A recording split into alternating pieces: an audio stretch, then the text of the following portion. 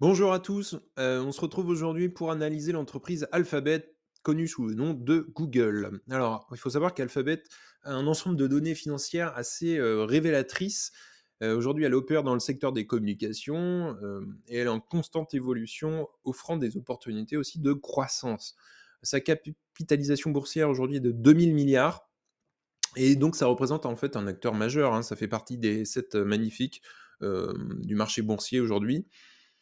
Et aujourd'hui, elle ne distribue pas de dividendes, mais elle fait du rachat d'actions chaque année, ce qui permet, nous, investisseurs, aussi de bénéficier, d'une certaine plus-value et une certaine croissance du prix de l'action. Et puis ça permet aussi à l'entreprise Google, évidemment, de réinvestir ses bénéfices. Plus on est investi, elle croit aussi en sa croissance et elle va investir beaucoup plus dans la recherche et le développement. Alors, en termes, de chiffres, on va faire un petit, retour dans le temps sur à peu près 10 ans et on rentrera dans le détail juste après. L'évolution des ventes et des flux de trésorerie disponibles par action, le free cash flow, montre une croissance soutenue, un signe de bonne santé financière et de la croissance de l'entreprise. Les données de l'entreprise révèlent que les ventes sont passées de 66 milliards en 2014 à 307 milliards en 2023. Et le free cash flow par action aussi a connu une croissance significative, passant de 0,83 en 2014 à 5,51 en 2023. Également, le bénéfice par action EPS, donc, a également suivi cette tendance ascendante, hein. Il est passé de 1,27 en 2014 à 5,8 en 2023. Donc soulignant, l'accroissement de la rentabilité et ça, c'est un bon point pour nous investisseurs dans cette entreprise. Ensuite, en termes de vente, globalement, les ventes sont faites sur, l'Amérique du Nord et l'Europe de manière très générale et puis un peu la partie, on va dire asiatique. Hem, les ventes sont faites sur 90 sur des services de Google, hein. Donc, YouTube, moteur de recherche, hem, toute la publicité également et puis on a une partie Google Cloud, qui a un petit peu de mal à décoller aussi, mais qui représente 9. Alors sur les chiffres, j'aime bien faire un petit historique et comparer avec le SP500. Hem, si on regarde dans le temps, l'entreprise est entrée en 2004 en bourse à peu près et donc sur 20 ans, il faut savoir qu'un indice SP500, croît de à peu près 10 par an et Alphabet, de 19 par an en moyenne, soit le double. Donc, concrètement, si on fait une petite simulation, 10 000 €, enfin ou 10 000 $ investis en 2004 serait 60 000 pour un indice SP500 aujourd'hui et Google donnerait 286 000 $ aujourd'hui. C'est absolument incroyable. Tout ça pour dire qu'en fait, Google surperforme le marché de manière très générale et donc c'est un bon point aussi, peut-être c'est une bonne entreprise à avoir en portefeuille. Alors en termes de chiffres maintenant, rentrons dans les détails. Qu'est-ce qu'on observe? Une croissance. Depuis 10 ans, on a un diagramme qui augmente, avec un bénéfice net de 73 milliards en 2023. La croissance des bénéfices nets est claire et nette. Le free cash flow, ce qui reste en termes de liquidité dans l'entreprise est de 69 milliards en 2023, c'est pareil. On a une croissance du free cash flow qui est assez incroyable, donc signe de bonne santé, pour l'entreprise. Ensuite, pour le free cash flow par action, tout à l'heure je l'ai dit, il était à 5,46 aujourd'hui en 2023, donc on a une croissance aussi du free cash flow par action, donc tant mieux pour les investisseurs. Et puis une marge nette qui opère, globalement tout le temps depuis 10 ans autour de 25.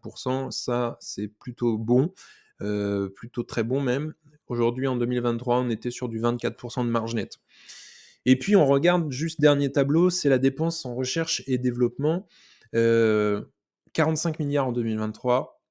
L'entreprise investit de plus en plus dans la suite et ça, c'est bon pour nous aussi parce que l'entreprise n'est pas arrivée à maturité et on veut une entreprise qui croît aussi ses bénéfices et qui pourra rayonner pendant plusieurs années encore. Donc, si on regarde les choses, elle ne verse pas de dividendes. Certes, parce qu'elle est encore en pleine croissance, comme je le disais, mais Google rachète ses actions. Elle rachète tous les ans des actions, ce qui permet, nous aussi investisseurs, de bénéficier de cette chose sous forme de plus-value. Et Ça, c'est un bon point aussi, mais elle versera un dividende dans quelques années, ça, c'est pratiquement sûr, quand elle sera arrivée à maturité. Alors, si on fait un bilan des chiffres, pour un investisseur long terme, Alphabet est une entreprise solide avec une croissance constante des ventes, des flux de trésorerie et de la rentabilité, ce qui pourrait la rendre attrayante pour un portefeuille diversifié. C'est une très bonne entreprise à avoir dans un portefeuille, ça c'est sûr. Maintenant, à savoir à quel prix aussi l'avoir. Et on va déterminer les choses juste après. Comme je le disais, elle verse pas de dividendes parce qu'elle est en pleine croissance encore aujourd'hui. Mais on peut bénéficier sous forme de plus-value, le rachat d'actions aussi qui permet ça. Donc en somme, un investissement qui pourrait être judicieux, pour quelqu'un qui investit, à long terme, car elle a des perspectives de croissance stables aussi et ça nous permettrait aussi de l'avoir en portefeuille. Heu, Maintenant, si on regarde le prix, elle est à 137 $. Le PI, lui, est à 23. Alors je vous ai mis, le PI en vert et le prix, de l'action dans le temps en bleu. Là, on est sur 10 ans, en termes de période.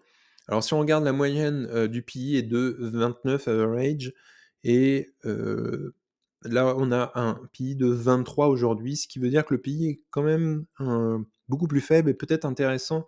Ça pourrait peut-être être intéressant d'y rentrer. On va regarder ça juste après.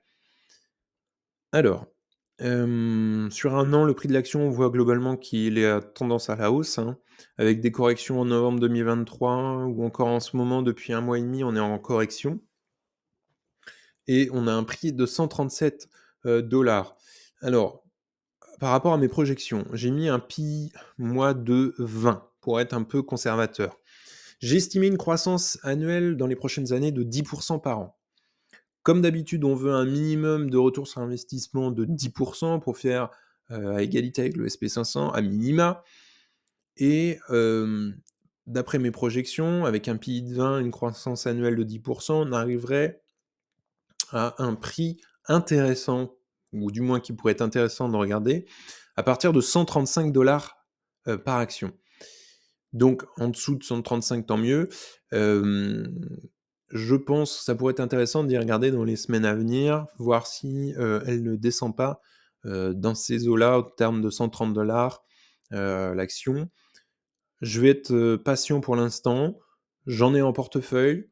Je vais renforcer certainement, quand on sera autour de 130 pour garder une petite marge. Et puis, on va être patient pour l'instant. Dites-moi en commentaire quels sont vos prix cibles, qu'est-ce que vous pensez, pardon, de l'entreprise, Alphabet. En tout cas, je vous remercie, on se retrouve bientôt pour une prochaine vidéo. N'oubliez pas de liker et puis de vous abonner pour plus de contenu. Ciao.